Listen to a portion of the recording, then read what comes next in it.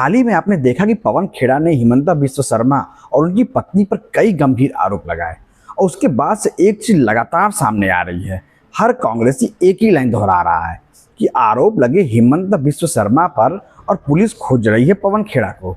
लेकिन सवाल ये है, क्या सिर्फ आरोप लगा देना ही सब कुछ है? अगर आप किसी के ऊपर इतना बड़ा आरोप लगाते हैं तो क्या आपकी इतनी जिम्मेदारी भी नहीं बनती कि उसके ठोस सबूत पेश कर सके?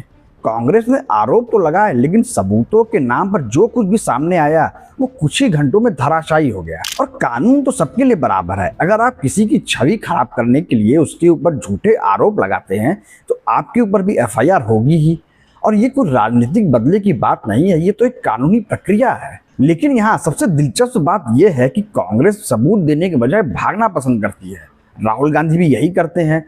फिर बंकर से वीडियो बनाया जाता है और इधर उधर की बातें की जाती हैं। अगर देश कांग्रेस के हिसाब से चलने लगे तो फिर क्या होगा?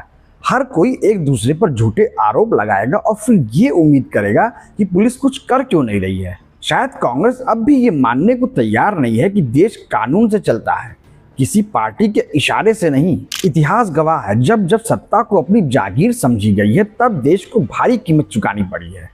यहाँ तक कि इमरजेंसी भी देखना पड़ा है। और आज भी वही सोच झलकती है, पहले आरोप लगाओ, फिर सबूत मांगने पर संविधान खतरे में है कर राग लापो और आखिरी में गोदी मीडिया और अंधभक्त कहकर बहस खत्म कर दो। लेकिन अब दौर बदल चुका है। इस डिजिटल युग में झूठ ज्यादा देर नहीं टिकता और सच सामने आ ही जाता है।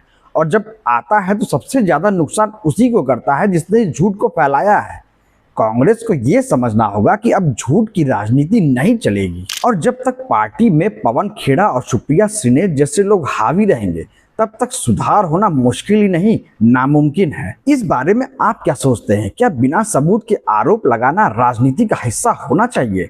कमेंट सेक्शन में मुझे जरूर बताइए।